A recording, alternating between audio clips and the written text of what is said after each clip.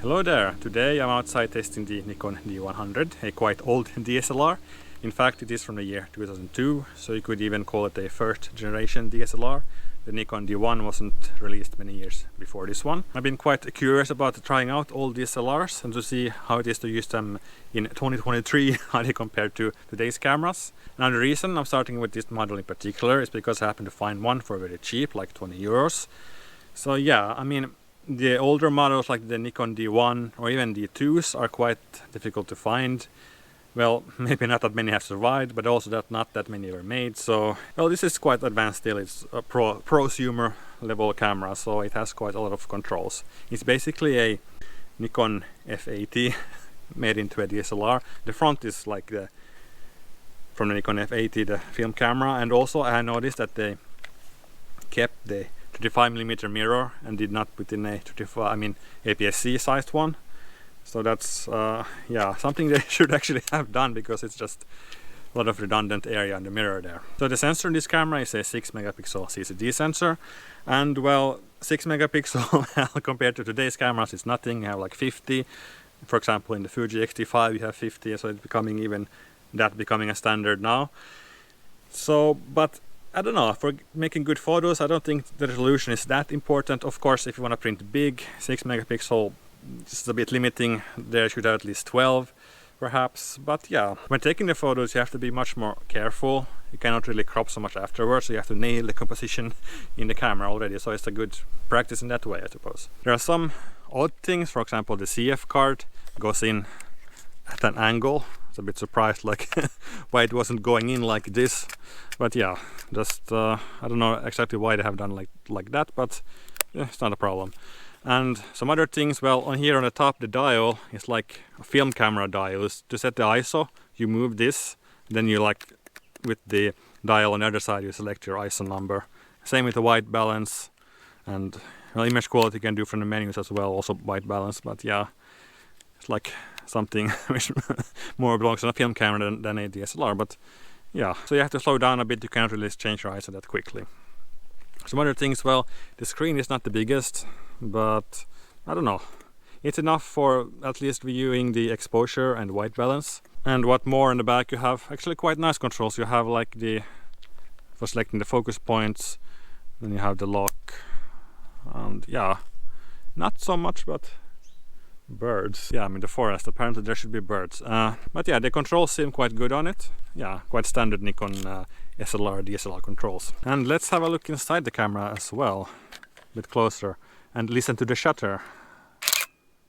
It's a bit, I don't know, mushy sound a little bit. Not as sharp as the older film DSLRs like the Nikon F801, and not as snappy as the newer ones like the D700.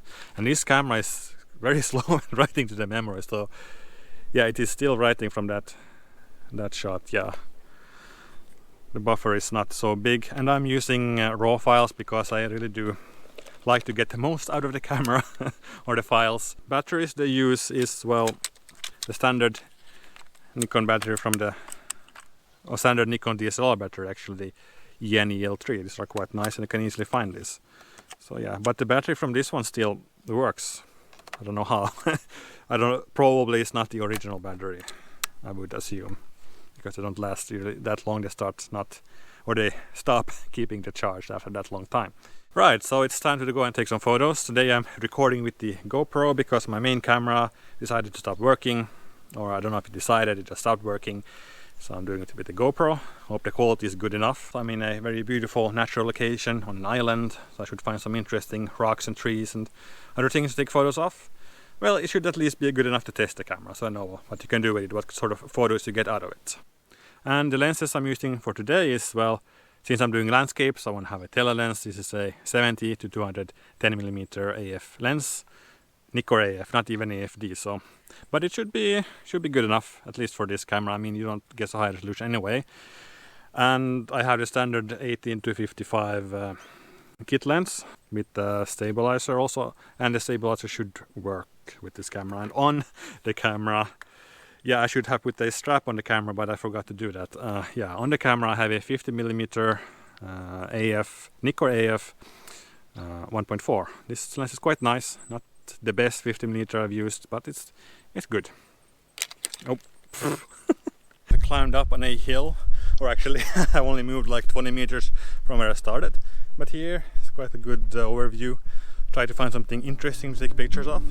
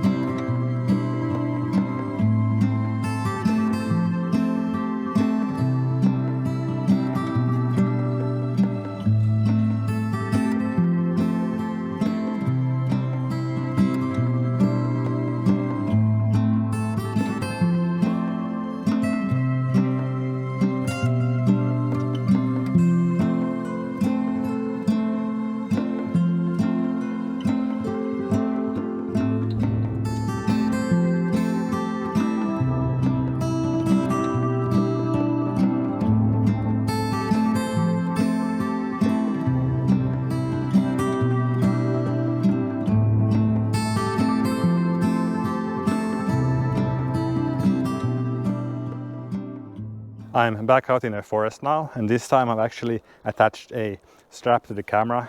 Makes it a bit more practical.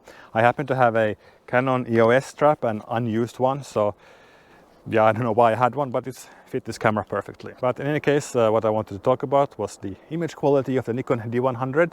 I actually tried to vlog my image creating process, but for some reason I managed to mess up the sound, so I couldn't use that footage, but I guess better luck next time. So about the photos from this Nikon D100, well, I have to say that I like the image quality. It's not very high resolution. Sure, it's only 6 megapixels, but it's enough for a lot of purposes. Now, the colors are quite nice. The image quality is well good enough. It could, of course, be better. But overall, it's quite usable files, I would say. If you look very closely at the pixel level, you can see that there is quite a lot of noise. But it's not an ugly noise, I would say. It does have a structure to it. It's not like film, but it's definitely not like the clean output you get from modern cameras either. So I would say it has a look of its own. I will definitely use this camera more, but next time I will use a little bit better lens, or let's say better normal zoom lens. This 18 to 55 kit lens I used, I mean, it's really bad. I had forgotten how bad it is. I thought like it's only 6 megapixels a sensor, so it wouldn't show so much, but it definitely does. Yeah. So I will do one more vlog with a bit better lens and a bit more different environments, because I only like tested the camera in one location in one type of light. And well, one more thing about the camera, I keep getting this error on it. I don't know for what reason. Sometimes after taking a photo, it just says error. If I restart the camera, it goes away. So yeah, it's a computer after all, so you can solve problem by emptying the RAM and starting the camera again. But it's not causing me too much trouble, so I will not complain about it too much now. But I guess that's why the camera was so cheap. In any case, this is all for this time. See you in my next video. Bye!